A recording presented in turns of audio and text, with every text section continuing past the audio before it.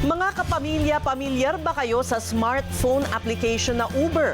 Ito po yung application na nagko-konekta sa mga pasahero sa mga private car owners na gustong maarkila ang kanilang mga sasakyan.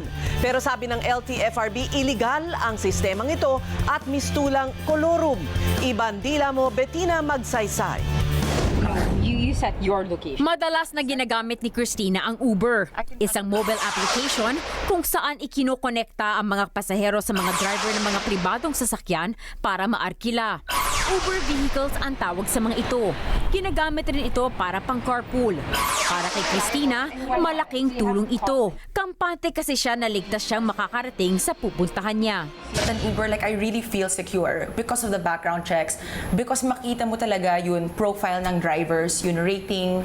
Pero mukhang kakailanganin na ni Christina na maghanap ng ibang paraan ng transportasyon dahil hinuhuli na ngayon ng LTFRB ang mga Uber vehicles. Parang kolorom daw kasi ang mga ito. As far as the LTFRB is concerned, Uber operations is colorum. Dahil nagsasakay po sila, for hire po yan, but we don't have any kind of franchise. Kahapon, nagsagawa ng entrapment operation ng LTFRB gamit ang Uber at nagpanggap silang pasahero.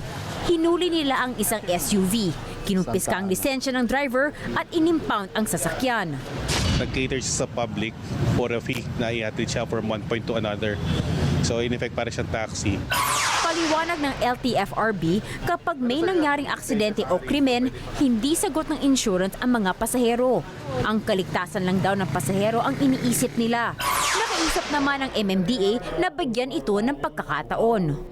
Dapat dito suportahan pa natin itong carpooling at mga private initiatives na nagbibigay ng additional mobility and transportation alternatives sa ating mga kababayan.